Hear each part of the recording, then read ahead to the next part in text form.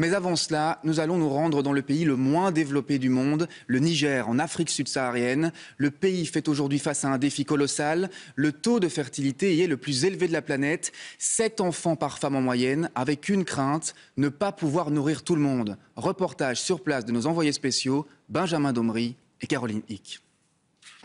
Issa Nousseini est infirmier. Il a rendez-vous avec une jeune patiente. Elle s'appelle Soumana, elle a 25 ans et elle attend déjà son 4e enfant.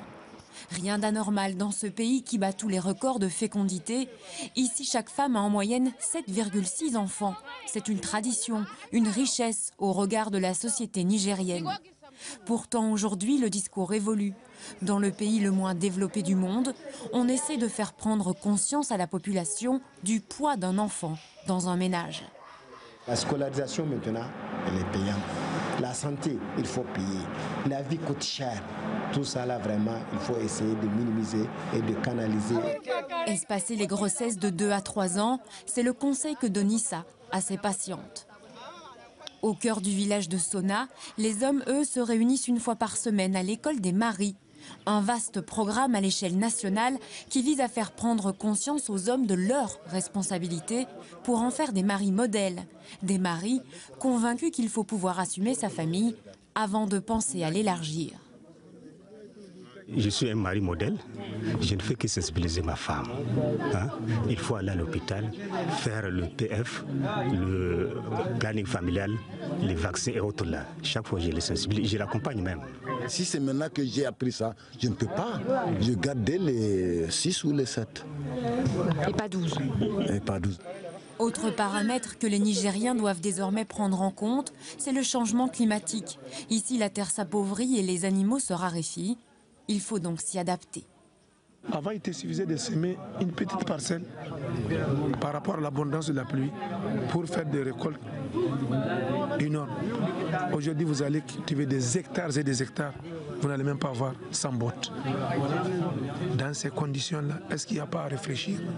Planifier, s'organiser, évoluer. C'est ce qu'ont dû faire Zéneb et son mari aussi.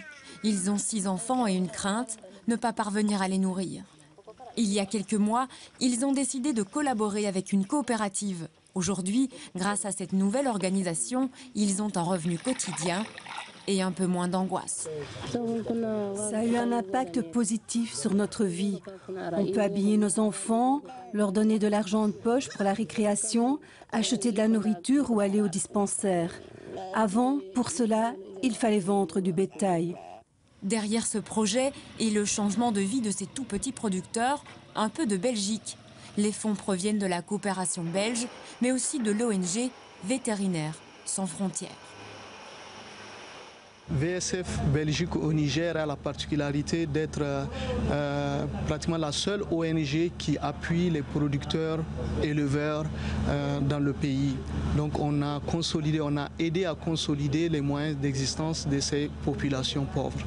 Dans cette région proche de la capitale, 1000 familles subsistent désormais grâce à cette nouvelle organisation. Au Niger, les mentalités évoluent tout doucement entre tradition et relative modernité. Mais aujourd'hui encore, seuls 14% de la population a accès à l'électricité et 2% seulement à Internet. Le budget annuel du Niger, un pays de près de 20 millions d'habitants, ne dépasse pas les 3 milliards d'euros. C'est 3 fois moins que celui de la communauté française.